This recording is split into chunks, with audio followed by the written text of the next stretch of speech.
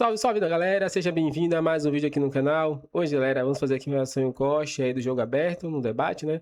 Com os comentaristas falando um pouquinho sobre o Flamengo, que venceu o Vitória, tem jogo agora contra o Botafogo e também tem a chance de contratar aí Luiz Henrique, né? O Flamengo chega forte aí no mercado, no meio do ano na janela, né? Para competir aí com o Palmeiras, que também quer esse jogador. Vamos ver aí o que a imprensa falou, tudo nesse vídeo. Então, sem mais enrolações, galera, fica agora aí com o vídeo. Chico Garcia, o Flamengo sofreu. Ganhou, ok, golaço do Pulgar, depois o Cebolinha também fez o segundo gol, o Rossi defendeu o pênalti, mas o Flamengo ainda não é o Flamengo que a gente acostumou, o que nós estávamos acostumados a ver no ano passado. Não engrenou ainda, né? Eu ainda estou sendo obrigado a dar o desconto, eu sei que eu vou ser xingado por alguns amiguinhos, especialmente o Sgarbi, mas, cara, é muito surreal. Se a gente pensar que o Flamengo, ele chegou junto do Palmeiras e o Corinthians e o Vasco, né? Foram os times que mais estenderam a temporada, encerrando ali na reta final de dezembro. O Flamengo ainda teve o Intercontinental, e aí os caras no começo de janeiro voltaram, embora o Felipe Luiz tenha utilizado reservas no começo do Carioca, muito pouco, foi muito pouco tempo de férias, muito pouca pré-temporada. O Flamengo ainda disputou o Mundial na metade do ano passado, então foi um time que jogou tipo 70, 80 jogos no ano. Então, assim, eu ainda dou esse desconto de que ainda não engrenou, não aconteceu, a temporada é muito longa, mas realmente está estranho esse começo de ano do Flamengo, não está normal, não. O futebol ontem, Sgarbi, do Flamengo, muito abaixo do que o Flamengo. O padrão que nós temos é o próprio Flamengo. E não está refletindo isso. A zaga meio desatenta, o meio-campo ainda sem aquela alavanca, aquele brilhantismo do Arrascaeta. E o ataque, o Pedro não aparece. É um jogador que, na minha opinião, é um dos melhores da posição, não só no Brasil, mas no mundo, mas não aparece. Mas eu concordo com você, Chiquito. Junto porque você fala que o jogador tem que jogar todos os jogos, não tem que ter férias, que eles ganham muito. Eu nunca falei isso, tá louco? O Jorge Jesus colocava os jogadores em todas as partidas. Não, mas os titulares. Durante 6 meses. No começo do ano do Flamengo, eu não lembro assim de um jogo realmente bom que o Flamengo fez nesse começo Talvez de o clássico contra o Vasco, né? E esses 7 gols do Sampaio Corrêa, mas a Supercopa foi boa contra o São Paulo, até jogou bem. É o primeiro tempo, né? Só que eu concordo com o Chico de que foi pouco tempo assim de... Pô, o Flamengo ganhou a Libertadores no finalzinho do ano, daí disputando Brasileira até o finalzinho também. Foi pouco tempo, de fato, assim, que parou, realmente respirou, disputou o Mundial contra o PSG no final do ano. A sensação que eu tenho de verdade é aquela época da pandemia em que as temporadas emendaram. Eu tô com essa sensação esse ano. Acho que, cara, a gente não teve tempo. Foi assim, ó. Quando a gente... Para as informações, eu vou começar falando do Rossi. Hoje eu estava conversando com uma pessoa da diretoria do Flamengo sobre a atuação do Flamengo. Já falei muito sobre isso nas minhas redes sociais. Acho que o mais importante era a vitória. Tô vendo muita gente reclamar, parece que não estão mais desfrutando do momento do Flamengo, tudo é motivo para reclamar. Vitória, o que importa no Campeonato Brasileiro é vencer. Já falei sobre isso. Vai chegar lá na frente, você não vai nem lembrar que o Flamengo ganhou do Vitória, jogando no Barradão, jogando mal. Você vai lembrar da vitória, dos 3 pontos. E é isso que importa. E o Rossi, inclusive, Cebolinha fazendo gol, novamente indo muito bem, já a gente vai falar sobre a renovação dele. O Pulgar fazer um gol fora de área, algo que a gente pouco vê no Flamengo. Efetividade, foram 2 chutes ao gol do Vitória, 2 gols. Pois é, tem vários pontos positivos. Acho que o Léo Ortiz fez uma partida terrível, uma das piores, mas mesmo assim ele conseguiu dar um passe açucarado para o segundo gol do Flamengo. Querendo ou não, mesmo jogando muito mal, ele acabou colaborando. E o Rossi pegou o pênalti do Renato Kaiser, não foi por acaso. O Rossi e toda a sua equipe, preparadores de goleiros e tal, estudaram muito a cobrança de pênalti do Renato Kaiser. Muito. Essa pessoa do Flamengo falou, Vene, óbvio que eles fazem isso em todos os jogos, às vezes dá certo, e quando dá certo precisa ser valorizado. Porque se você reparar no lance, óbvio, eu não posso botar aqui por questão de direito de transmissão, se você reparar no lance, o Rossi cai para o lado antes do chute do Renato Kaiser. Ele sabia que o Renato Kaiser praticamente ia chutar ali. Então, é sensacional, parabéns ao trabalho das pessoas envolvidas nisso, porque isso ganha jogo. Se ele faz aquele gol ali de pênalti, sabe-se lá qual seria o resultado, né? Então, enfim, parabéns ao Rossi e toda a equipe em cima desses estudos aí para conseguir ter sucesso dentro de campo. Flamengo iniciou venda para o jogo da Recopa Sul-Americana no Maracanã, tá? Jogo de ida, dia 19. Lá na Argentina, jogo de volta, dia 26, no Maracanã. E os ingressos estão caros, salgados, hein? Prepara o bolso.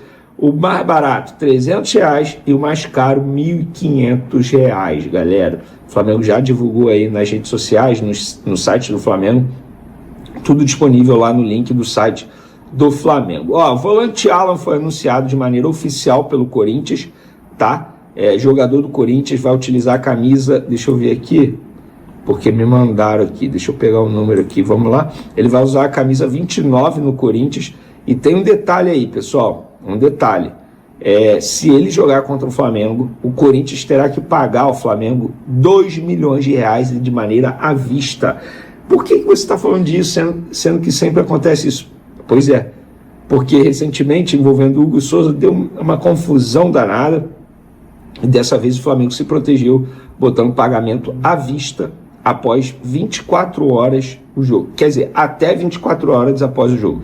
Por exemplo, o jogo foi num domingo, 6 horas. O jogo acabou, o Corinthians terá o prazo de 24 horas para depositar o valor de R$2 milhões na conta do Flamengo. Isso, óbvio, se o Alan jogar. Já falei sobre essa negociação, acho que foi bom para todo mundo.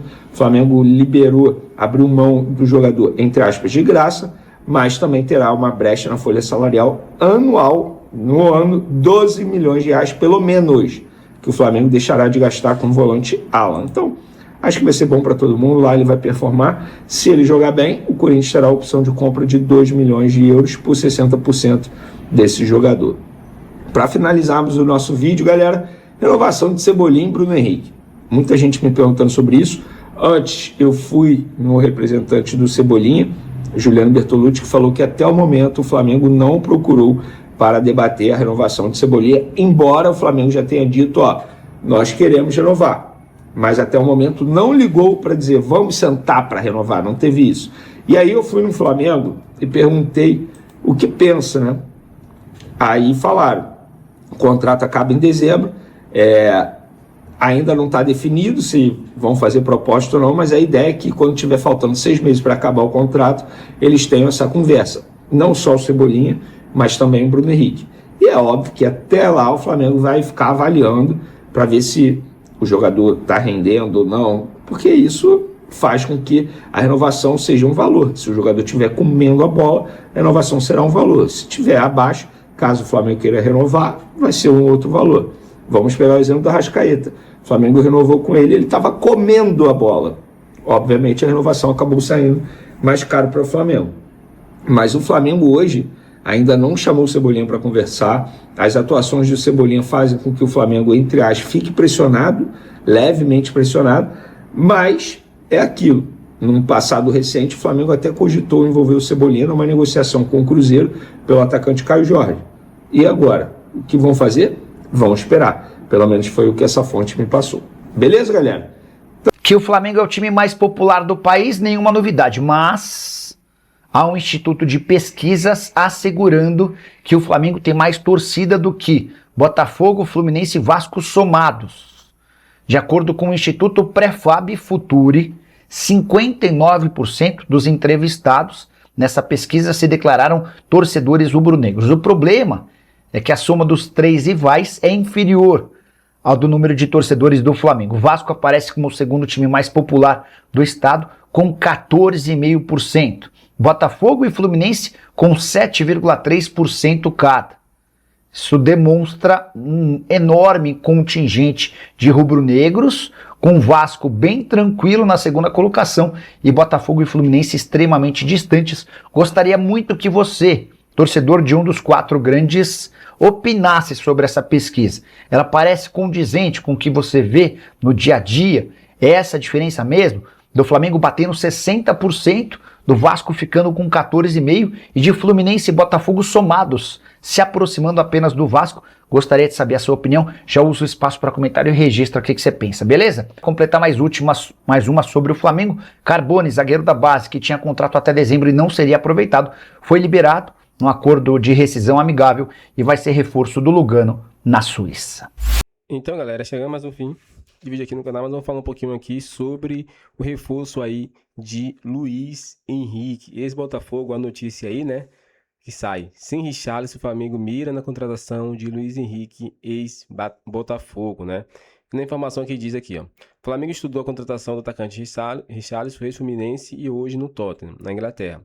O nome do jogador, no entanto, sofreu forte rejeição da torcida e fez a diretoria mirar um novo sonho antigo, que é Luiz Henrique, campeão da Libertadores e campeão do Brasileiro 2024. De acordo com o jornalista Fabrício Lopes, o Zenit Clube, o clube, né, para o qual o atacante foi vendido pelo Botafogo por 32 milhões de euros em 2025, só tenta vender o jogador por 40 milhões de euros. As cifras, no entanto, inviabilizam o negócio nessa janela, já que o rubro-negro investiu 42 milhões de euros com o Lucas Paquetá. A expectativa é de que o Flamengo avance pelo ídolo do Botafogo na janela do meio do ano, né? No Botafogo, além de conquistar a Libertadores e o Brasileirão, Luiz Henrique acabou eleito rei da América e craque do Campeonato Brasileiro. Então, interessante aí que o Flamengo entrou aí na disputa para contratar Luiz Henrique, né? Visto que ele também está na mira do Palmeiras. Então, vamos ver aí, né, como o Flamengo vai tentar trazer esse jogador. Acredito que ele tenha interesse de jogar no Flamengo, porque é um time muito grande, um time que vai dar para ele muita visibilidade, né? E também ele pode aí, né, conquistar muitos títulos no Flamengo. O Flamengo não vai investir nessa janela, né? Porque eu acredito que, além de jogador está caro agora, né? No meio do ano aí, fim da temporada europeia, muitos jogadores que acabam saindo dos seus times e é mais fácil de ser negociado. E aí o Flamengo entra e faz essa contratação.